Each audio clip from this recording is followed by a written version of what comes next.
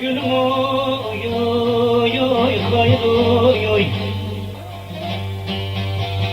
Sormadın halımı da yarda bir hal var hayır oy oy. Gülcüm oy oy oy. Elim oy oy oy.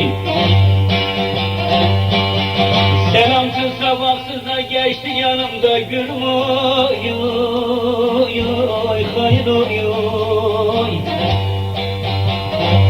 Dönüp de bakmadı yarda bir hal var gülcüm oy oy oy oy da hayır oy oy oy. Ah gülcüm oy oy oy. Selamsız sabahsız da geçti yanımda gülcüm oy oy oy. Dönüp de bakmadı sende bir hal var gülüm oy oy oy da hayır oy oy oy. Gülcüm oy.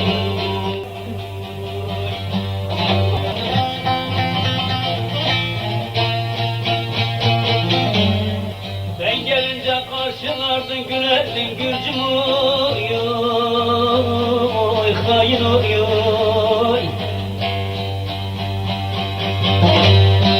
Görmediğin zaman mektup verirdin hayır oy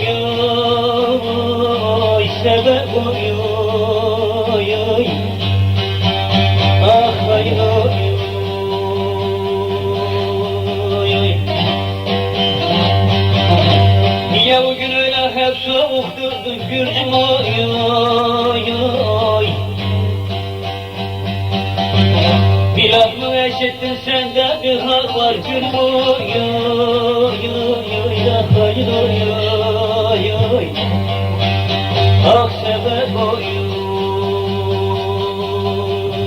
oy. Bir laf mı eşittin de söyle bir hal var gülüm oy oy oy hayır oy oy oy. Ah gülüm oy oy.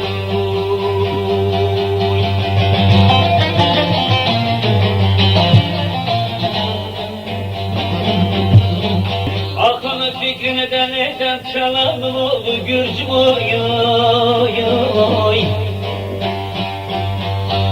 Yoksa sana bir söz diyenim oldu gülüm oy oy oy hayır oy oy. Sen burada kötü bir söz mü duydun gülcüm oy oy oy hayır oy oy. Söyle korkusunu da sende bir hal var gülüm oy oy oy hayır oy oy oy. Sebep oy oy. Söyle korkusunu sende bir hal var gülüm oy oy oy hayır oy oy oy. Sebep oy oy.